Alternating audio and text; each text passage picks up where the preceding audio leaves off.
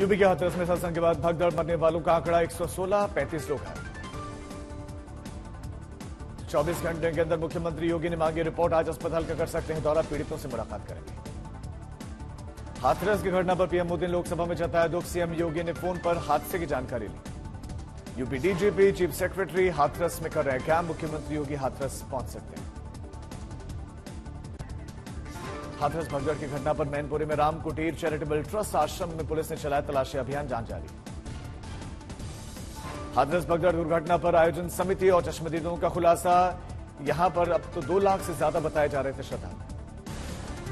हाथरस हादसे में एनडीआरएफ की घटनास्थल पर वो भी पहुंच गए हैं और प्रशासन ने हेल्पलाइन नंबर जारी किया। हाथरस हादसे में प्रत्यक्षदर्शी का बयान, बोले कि बाबा की गाड़ी निकली तो भक्त पीछे पैर छूने के लिए, चरण धूलि लेने के लिए दौड़ पड़े। हाथरस हादसे में चश्मदीद ने कहा कि गिरे लोगों को उठाने के लिए जब लोग गए तो बाबा के सेवादारों ने रोक दिया, वीडियो बनाने वालों के सेवादारों ने फोन छीन लिए। हाथरस हादसे पर अखिलेश यादव ने सरकार पर साधा निशाना, बोले कि प्रशासन और सरकार जिम्मेदार।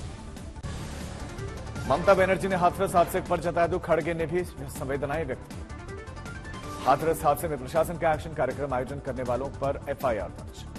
हाथरस हादसे में सत्संग वाले बाबा नारायण साकर हरि का आज भी आगरा में हो रहा था सत्संग, फिलहाल बाबा कहां है पता ही नहीं। हाथरस हादसे में सत्संग करने वाले नारायण साकार हरि का कासगंज के पास में है घर की तस्वीरें सामने है।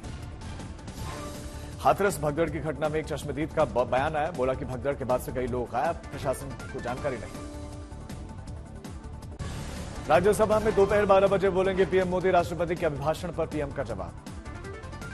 शोर शराबे के बीच में लोकसभा में पीएम मोदी ने राहुल गांधी के हिंदू वाले बयान पर पलटवार किया। पीएम मोदी ने राहुल के बयान पर कहा कि हिंदू समाज को सोचना होगा, ये अपमान संयोग है या प्रयोग। राहुल गांधी के हिंदू वाले बयान पर बीजेपी का कांग्रेस हेडक्वार्टर के बाहर प्रदर्शन, सुबह 10 बजे बीजेपी करेगी प्रोटेस्ट, सीनियर लीडर्स होंगे शामिल। राहुल गांधी ने की नीट पर बहस की मांग, इंडिया गठबंधन के छात्र विंग ने संसद घेराव का ऐलान किया। विपक्ष पर पीएम मोदी ने साधा निशाना, बोले कि तुष्टीकरण ने इस देश को तबाह किया, हमने जस्टिस फॉर ऑल की नीति पर काम किया है। लोकसभा में पीएम का बिना नाम लिए राहुल पर तंज, कहा कि फेल होने का वर्ल्ड रिकॉर्ड बना दिया, कांग्रेस बच्चे का मन बहलाने में लगी, जनता ने इन्हें तीसरी बार विपक्ष में बिठाया।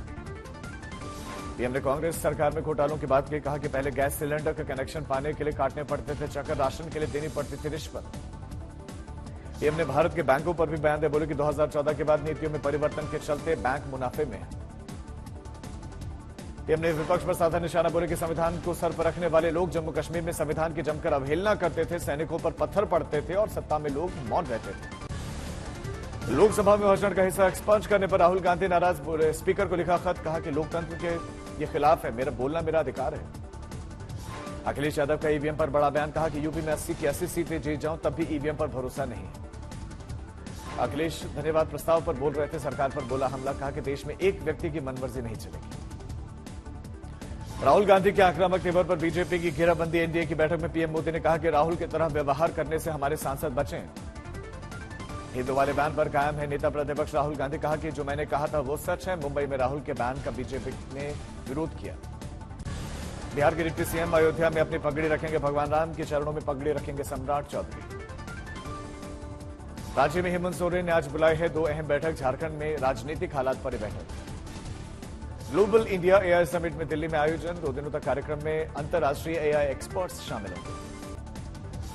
एनएसए अजीत डोभाल अपनी टीम में उन्होंने 2 नए डिप्टी एनएसए बनाए हैं। देश में पहली बार एडिशनल एनएसए बनाए गए राजेंद्र खन्ना। देहरादून में बारिश के बाद से तमसा नदी का जलस्तर बढ़ा, नदी नालों में उफान दिखा। असम में बाढ़ से हालात गंभीर, लाखों लोग प्रभावित, 19 जिलों का संपर्क टूटा। असम में बाढ़ से 6.5 लाख से ज्यादा की आबादी प्रभावित हुई। ब्रह्मपुत्र नदी के साथ 8 नदियां खतरे के निशान के ऊपर। असम के मोरीगांव में बाढ़ का पानी कई इलाकों में भरा, लोगों की बढ़ी परेशानी। गोलाघाट में सीएम हिमंता बिस्वा शर्मा ने बाढ़ प्रभावित इलाकों का जायजा लिया, हर संभव मदद का भरोसा दिया। सूरत में लगातार बारिश के चलते बाढ़ जैसे हालात कई इलाकों में जल भरा। देहरादून के कुछ हिस्सों में जमकर हुई बारिश, कई जगहों पर जल भरा। लोनावला में सीजन की सबसे ज्यादा बारिश रिकॉर्ड, 24 घंटे में 136 मिलीमीटर बारिश। लोनावला में हो रही भारी बारिश के चलते कई जगहों पर जल भराव, लोगों को परेशानी हुई। दिल्ली में भारी बारिश का अनुमान, उत्तराखंड में बारिश को लेकर रेड अलर्ट किया गया जारी। शिमला में अगले एक हफ्ते में बारिश में सुधार होगा। आईएमडी ने बारिश और कोहरे की चेतावनी जारी की। कच्छ में भारी बारिश की चेतावनी, अलर्ट के चलते एनडीआरएफ की टीम सतर्क। रायपुर में बारिश से जल जमाव, नदी नाले उफान पर हैं। सड़क निर्माण के लिए जेसीबी ठप पड़ी। असम में बारिश के चलते काजीरंगा राष्ट्रीय उद्यान में बाढ़, जानवर पार्क से बाहर आए। चेन्नई में एक सीएनजी सरकारी बस में अचानक लगी आग, मौके पर पहुंची फायर ब्रिगेड की टीम। कारगिल विजय दिवस के 25 वर्ष पूरे होने के उपलक्ष्य में बाइक रैली, कई लोगों ने लिया भाग।